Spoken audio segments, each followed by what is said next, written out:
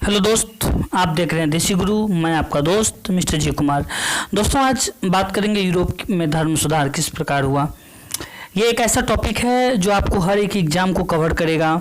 और मैं ये जो पूरी की पूरी वीडियो सीरीज बना रहा हूँ ये कहानी के रूप में है। मुझे बाकी पॉइंट बाय पॉइंट जानने की ज़रूरत नहीं है और ना ही मुझे वो समझ में आ रहा है कि पॉइंट बाय पॉइंट कैसे बनाऊँ।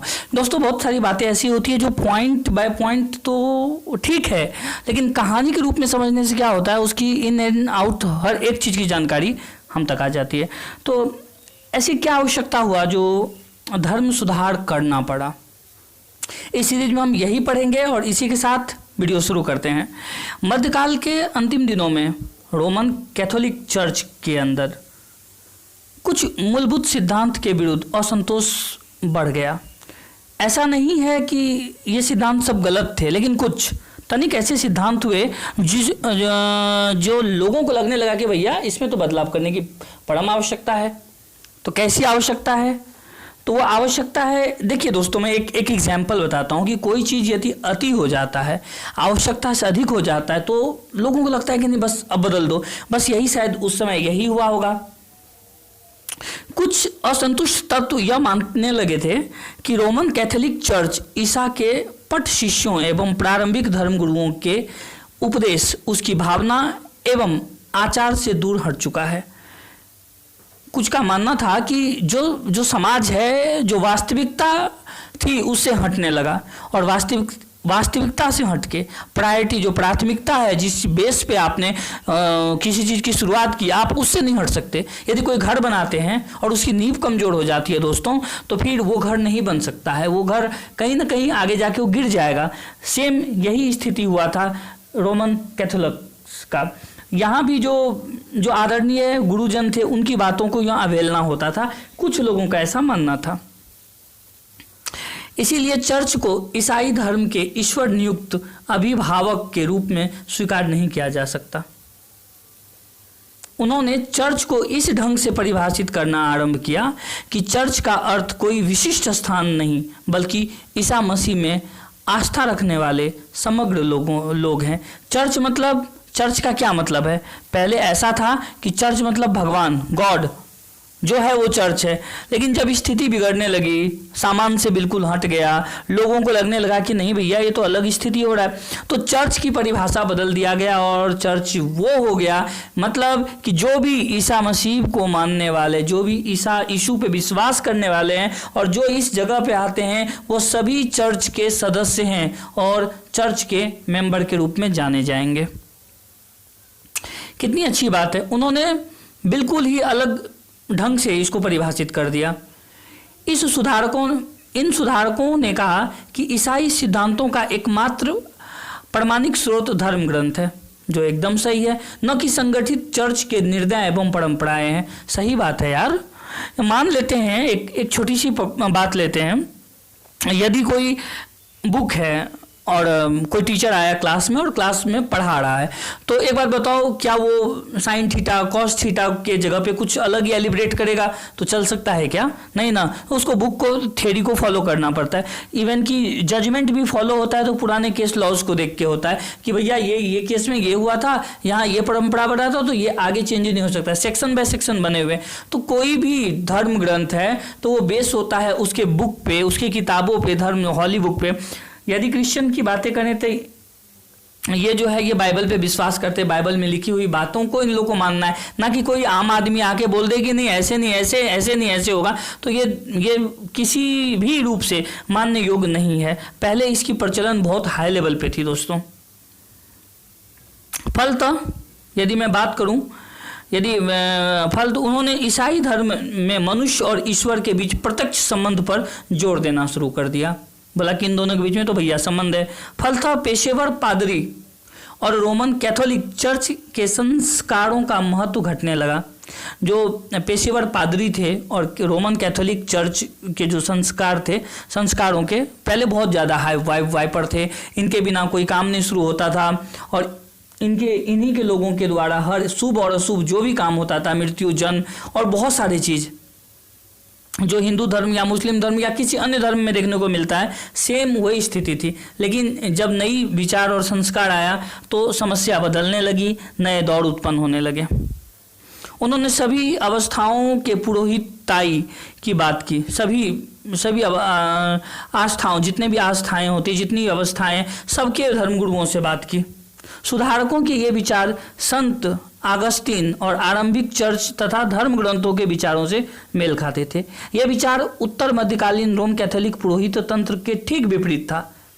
दोनों विचारों के बीच असमंजस्य नहीं थे, नहीं स्थापित हो सकता था।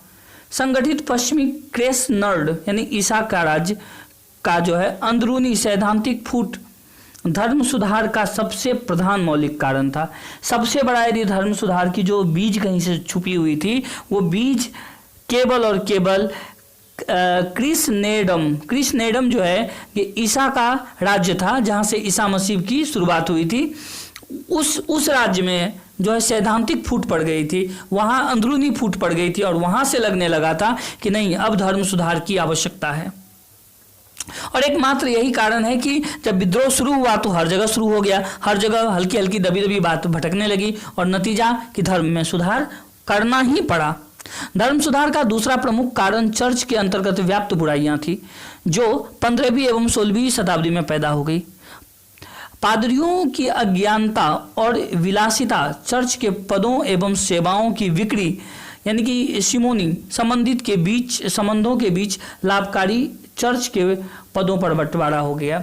यानी कि अब ऐसा हो गया कि लोभ लालच घुस के 18वीं से बात करें, 16वीं से 18वीं शताब्दी के बीच में बहुत ही स्थिति बदल गई। पहले क्या था, पहले चर्च में जो पादरी होते थे वो ऐसा माना जाता था भगवान का रूप है, लेकिन अब तो भैया सिचुएशन बदल गया था। हाँ, पैसे पे और लोभ के पद, जिस पद पे जितना लोभ होता था उस पद के लिए उतनी बोली लगाई जाती थी, जो हर स्थिति में गलत था। तो भैया इसको तो बदलना पड़ेगा, और हुआ भी वही। एक पादरी द्वारा एक से अधिक पद रखे जाने लगे। सभी बढ़ते असंतोष एवं शिकायत के सबसे बड़ा कारण था, जब आप एक पादरी हैं, एक ही आपके पास यदि पद है तो आप एक से अधिक पद क्यों रख रहे हैं। कई लोगों ने इसकी दावा किया। 10वां पोप जो है, अच्छा मैं पहले छठी बाब की बात कर लूँ। छठा पोप अलेक्जेंडर जो थे उनके साथ और जो 10वां पोप थे लियो, ये दोनों एक ऐसा कलंक था इस समाज का जिसने की पूरी स्थिति बदल दी थी। यदि मैं पोप अलेक्जेंडर की बात करूं तो इसका समय 1762 से 1503 था, और 10वां पोप जो थे लियो याद रखिएगा, लियो 1517 से 1521 के जो है समय था। ये इतने भ्रष्ट थे कि इन्होंने स्थिति परिस्थिति सब बदल दिया। बुरा या भले सब तरह के उपायों से पादरी धन इकट्ठा करने में लग गए। जैसा एक पोप ने लिखा है कि रोम में बिना पैसे के कुछ नहीं लिखा जाता और न ही कुछ मिलता है। दोस्तों, इसी से आप पता लगा सकते हैं कि करप्शन और बेईमानी किस हद तक आगे बढ़ते जा रही थी। आर्थिक कारणों ने निसंदेह धर्म सुधार आंदोलन में उल्लेखनीय भूमिका अदा की।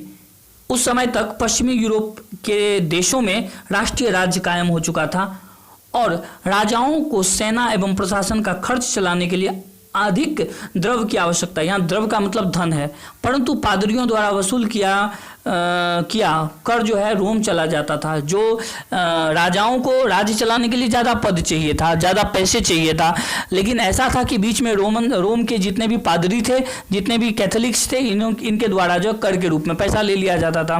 यदि जनता से दोहरा तिहरा कर लिया जाएगा तो किसी भी देश की जनता देने में असक्षम हो जाएगा। नतीजा राजाओं को जो है जो मिलनी चाहिए थे धन, वो मिलना कम हो गया था। जो उनको लगा कि नहीं भैया ये तो स्थिति खराब हो रही थी, तो उन्होंने बस शुरू कर दिया बदलना। राजा चाहते थे कि राज्य शासन का खर्च चलाने के लिए चर्च पर टैक्स लगाया जाए। चर्च की सीख थी कि सूद लेना पाप है। सबसे बड़ा बात था, चर्च जो एक पॉइंट को लेकर चलता था वो ये था कि सूद लेना पाप है, और लेकिन वही लेता था। वाणिज्य व्यापार के कारण जब मुद्रा प्रधान अर्थव्यवस्था कायम हुआ तब कर्ज की प्रथा जोरों पे चल पड़ी। सूद संबंधित चर्च के सिद्धांत व्यापार की प्रगति में बड़े बाधक हो गए। इसीलिए व्यापारी एक ऐसा धर्म चाहते थे जो उन्होंने कार्य को समर्थन करे। उस समय क्या था कि अर्थव्यवस्था नया होने लगा था और सब लोग चाहते थे कि भैया